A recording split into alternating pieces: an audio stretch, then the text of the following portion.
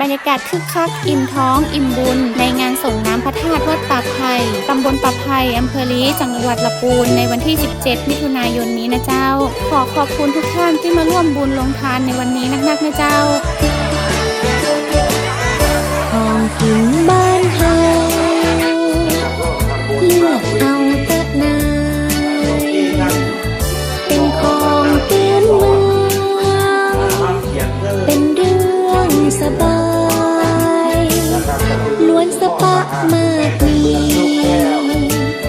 ฟังคือดีเนื้อ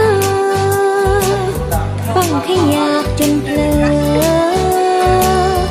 มากลืนน้ำลายแกงแค่จิ้นหัวใส่อุ่นไว้กินหมูแกงหน่อไม้สาคั่วบะทั่วปู